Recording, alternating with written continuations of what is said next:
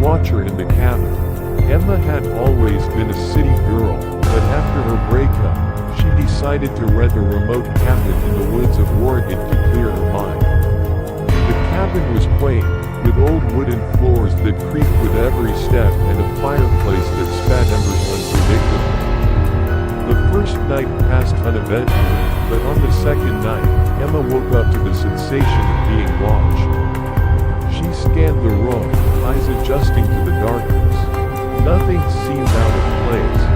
Dismissing it as paranoia, she tried to sleep but couldn't shake the feeling. The next morning, she noticed muddy footprints leading from the window to her bed. The footprints didn't match her shoes.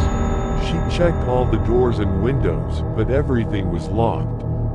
That night, she decided to stay awake. At around 3 a.m., she heard soft, deliberate footsteps approaching her bedroom. Her heart pounded as the footsteps stopped right outside her door. Then, a faint whisper echoed through the cabin, "I see you." Emma grabbed her phone to call 911, but it was dead. The footsteps started again, moving away from the door, back toward the living room. Emma mustered the courage to peek through the crack. Standing there, staring directly at her, was a gaunt man with wild eyes, holding a rusty axe. Before she could react, he vanished into the woods.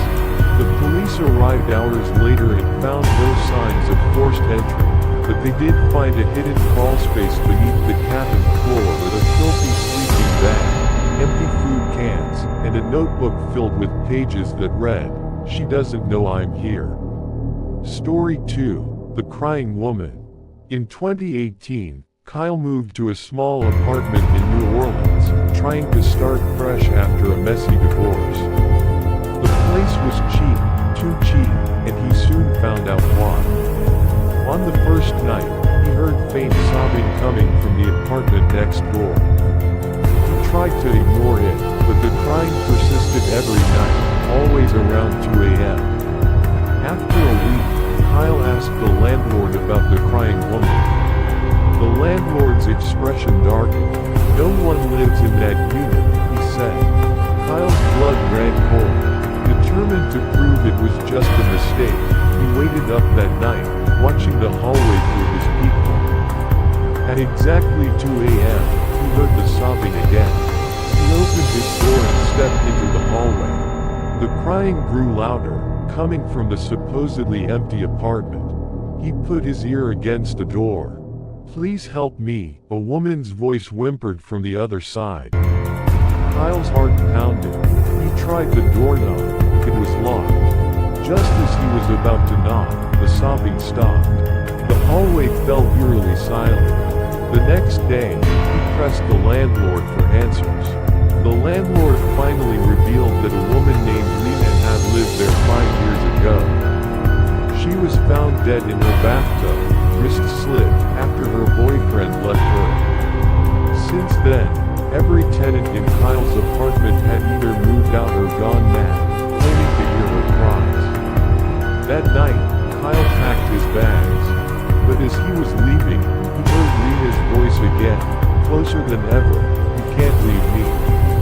When he turned around, the door to the empty apartment was wide open, and Lena stood in the darkness, eyes hollow, with fresh blood dripping from her wrists. Story 3, The Mirror Man. In 2022, Jenna inherited her grandmother's house in rural Pennsylvania.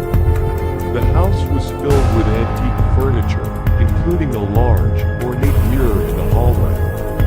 The first night, Jenna walked past the mirror and thought she saw someone standing behind her, a man with a twisted grin. She spun around, but no one was there. The next day, Jenna cleaned the mirror and noticed a small crack in the upper corner. When she touched it, she felt a sharp, icy sensation shoot up her arm. That night, she had a nightmare of the same man, standing in the mirror, his grin wider, his eyes black pits. He whispered, "I'm coming." Over the next few days, Jenna started avoiding the mirror, but she could still feel the man's presence. The air grew colder around it, and shadows seemed to move within the glass.